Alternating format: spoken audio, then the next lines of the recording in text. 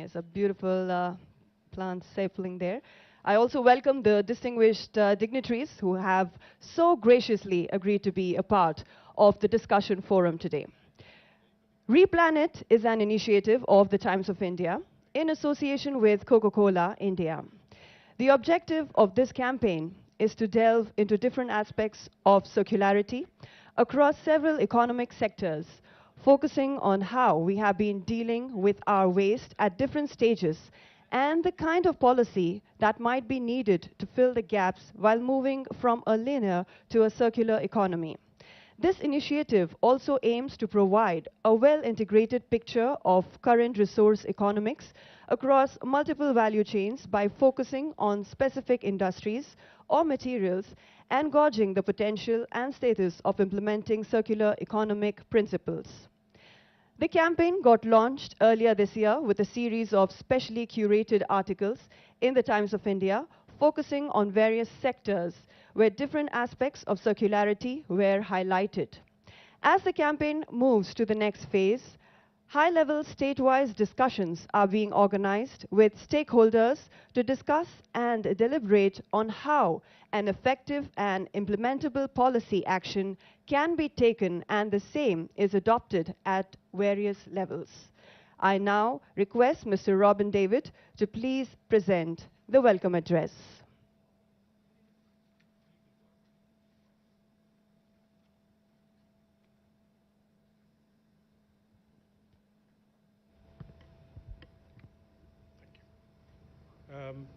Good morning, everybody. First of all, a very warm welcome to all of you. A very warm welcome to KT Ramarao Garu also. I know he has a busy schedule, but he is interested in this subject, so I'm happy that he's here. A warm welcome to Jayesh Ranjan Garu, to Shidana Kishore, Ms. Madhulika Chaudhary, and Ms. Kalpana Ramesh. Thank you for joining us for this panel. I think it is important to stay here that we are meeting in this, we've gathered here today at a time when the United Nations Climate Change Conference has just ended. And I feel that nothing much came out of it, except perhaps a little money for poorer countries. We are also sitting here today when there is a war going on in Ukraine and energy prices around the world have skyrocketed. When energy prices skyrocket, you have inflation. When you have inflation, economies are hurting. And when economies are hurting, I realize very few people talk about climate change. But at the same time, in the last 2 years, we've had severe rains damaging our crops. We've had very bad floods hurting our cities. We've had some of the most polluted cities in India hurting people's health. And we've had fires around the world. So I think whether you like it or not, we have to start talking about climate change. And that is, in fact, one of the figures that I saw online was Niti Aayog figures was that India's GDP is hurts about 20% of its GDP is hurt because of climate change. So we cannot ignore this subject anymore. And that is why we went into, Times of India went into this whole initiative of the circular economy and creating more and more awareness about it. Instead of me now, I think many of you are experts in this field. It's very happy to have you here. And instead of me preaching to the converted, I would like KTR Garu to come and talk to us. One word about KTR Garu is that as journalists, we often talk to politicians. They tell us a lot of interesting things, but most of the interesting things are off record. With KTR Garu, many of the interesting things are on record, so it is always a pleasure to listen to him. I hope he does some plain speak here as well. Thank you. He's done your job. Thank you, Robin. Thank you for inviting me. Thank you to the entire team of Times of India for having us here on this very, very important topic. But before I begin, I'd like to start with a video that I want to play for you. This is the video where Hyderabad was recently recognized as the world's green city in Seoul. Just wanted to play that video for you and then we take it from there. Hyderabad, a city with an iconic heritage. Besides advancing in technology, innovation and infrastructure, Hyderabad is also transforming into the world's #1 eco-friendly city, meeting the UN Sustainable Development Goals. Hyderabad was awarded Tree City of the World twice for the years 2020 and 2021 by FAO and Arbor Day Foundation. Now, Hyderabad, the capital city of Telangana, wins another laurel. Hyderabad beats Paris, Montreal, Mexico City, Buenos Aires, Melbourne, while competing with 57 entries from over 40 cities across 24 countries, and won the World Green City Award 2022 and Living Green for Economic Recovery and Inclusive Growth Award by the International Association of Horticulture Producers. AIPH celebrates this fantastic achievement. For the city of Hyderabad, we can confidently say that Hyderabad is a world leader in nature-oriented approaches to city design, form and function, says Mr. Tim Briarcliffe, Secretary General, AIPH. The credit for this remarkable achievement goes to the champion of greenery, Honorable Chief Minister Shri K. Chandrasekhar Rao, and his government for the various green initiatives and environment-friendly policies, particularly Telangana Ku Haritaharam, the brainchild of the Honorable Chief Minister and the world's third largest human endeavor in afforestation. With progressive policies, thoughtful leadership and inspiring governance over the last 8 years, Telangana, the youngest state in India, is leading the country with its path-breaking initiatives. This award is a great honor and glory for the city, for the state and for the nation. Thank you.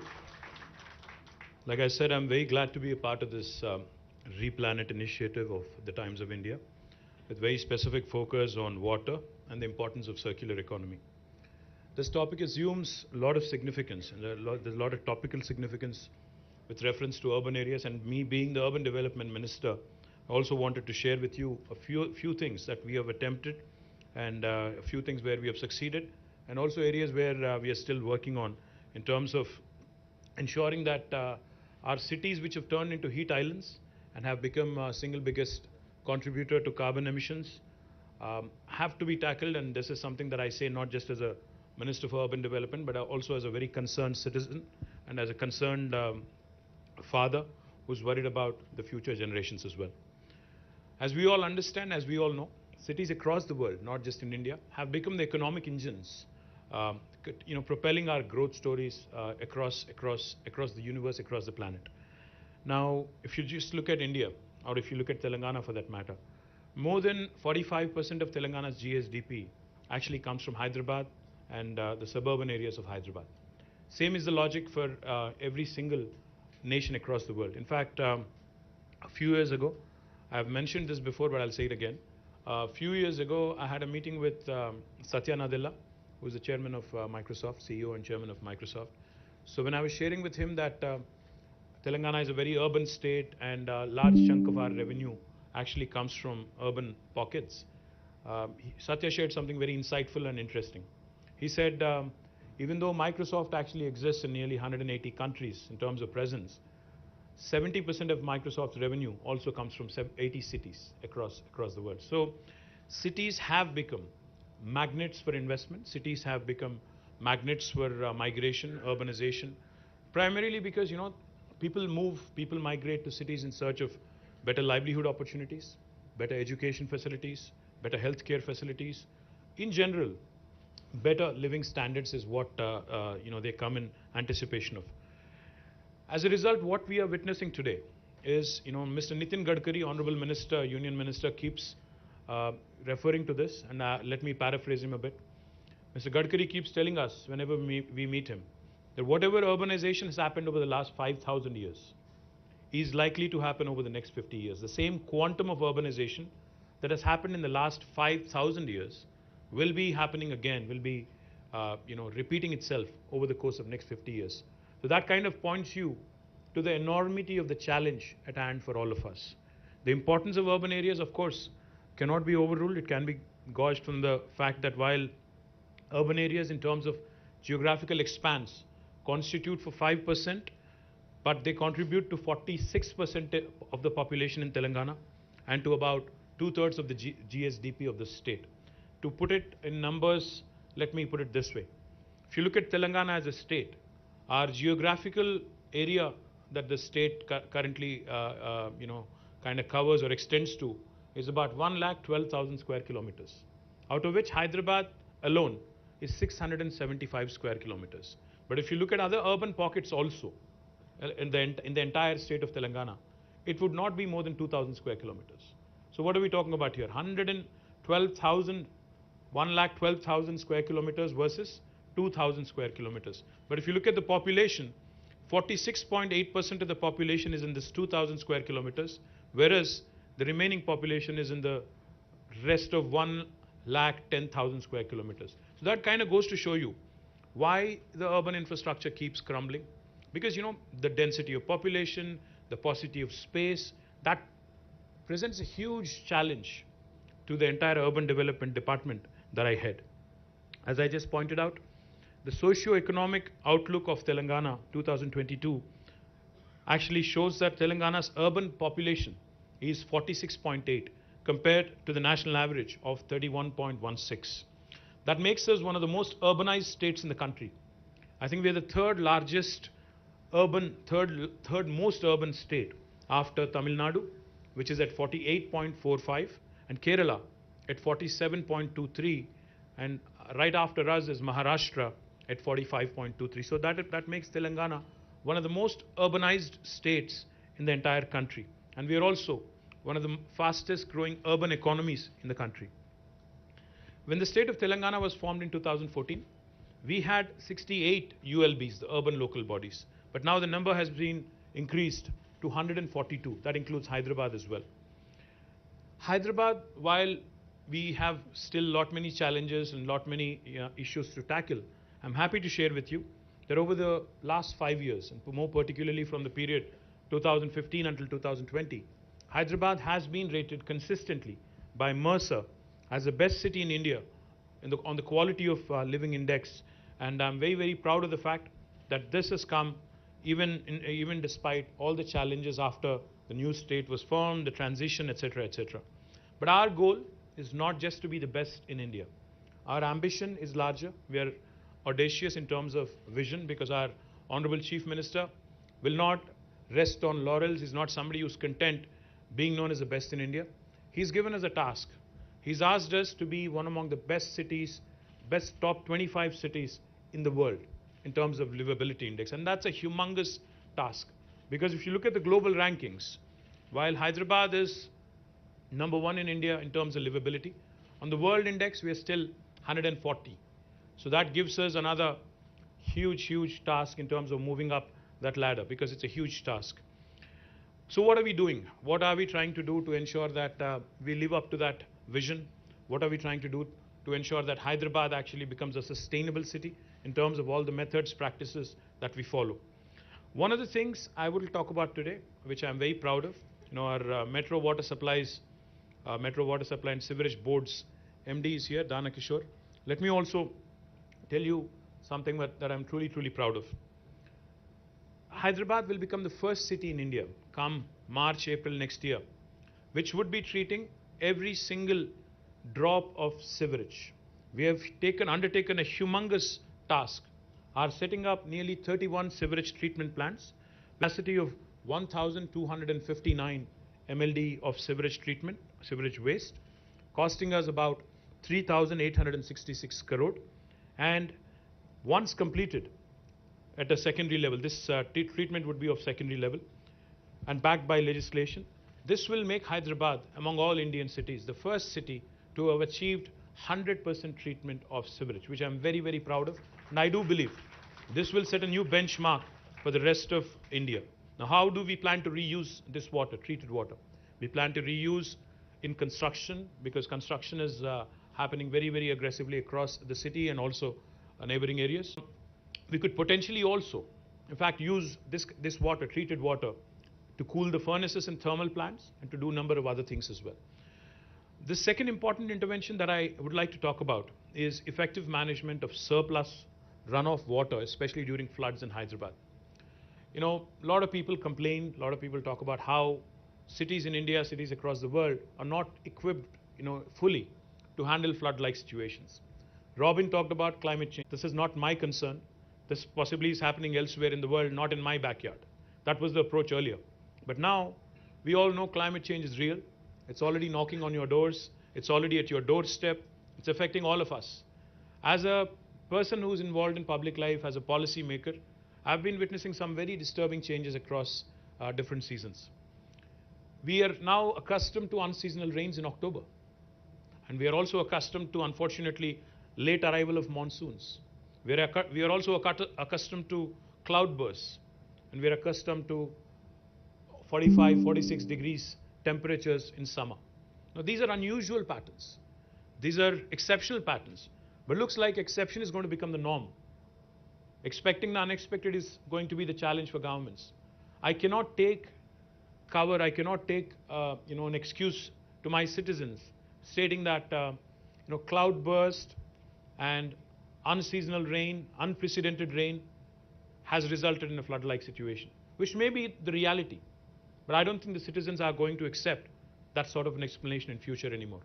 So therefore, in Hyderabad, we have started on an important task because no city in the world can of course deal with cloudbursts or torrential rains, but the least we can do is to prepare as well as we can, equip ourselves as well as we can. And so therefore, we have undertaken a very detailed study. A company called Shah Consultants based in Pune has undertaken this study. The hydrological map of Telangana, hydrological map of Hyderabad has been prepared. We have mapped surface runoff flows, micro basins of drainages, blockade ponds. Out of this, we have actually formulated a new idea called a Strategic Nala Development Program, SNDP. Happy to share with you that this Nala development, which has started with about 1,000 crores of initial estimates, has been going well. Of course, there's a long, long way to go.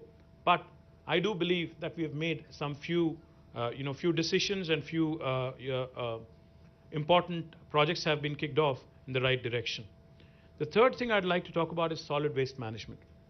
When this government came into office in 2014, the total waste collection, municipal solid waste collection in the city of Hyderabad was about 3,500 metric tons per day. But today, that has increased to 6,000 metric tons per day. And what we have done in the last 8 years is, we have come out with a policy on ensuring not just municipal solid waste, but all kinds of waste, construction and demolition waste, liquid waste, which is sewage, also biological waste, and e-waste. All of these forms of waste are being processed diligently, are being processed scientifically to ensure Hyderabad becomes a benchmark and Hyderabad becomes a leading example of how a city can function. Now let me elaborate a bit on municipal solid waste. We have in fact commissioned a 20 megawatt plant, South India's largest municipal waste to energy plant in Jawahar Nagar Corporation, which is very close to Hyderabad. Not only have we commissioned a 20 megawatt waste to energy plant, we are also building another 28 megawatts of capacity at this plant, which will consume all the dry waste. All the wet waste will be converted into compost and it will be sold to farmers as beyond this 48 megawatts of municipal waste to energy. We are also contemplating setting up another 20 megawatt plant. Altogether, this will take our capacities to nearly 68, I think 72, I believe, altogether. And this will ensure that 100% of all the dry waste in Hyderabad is converted or incinerated into energy. The other thing I'm very proud of also, Telangana in its municipalities, 142 municipalities, will be completing a very unique program called as the FSTP, the fecal sludge treatment plants.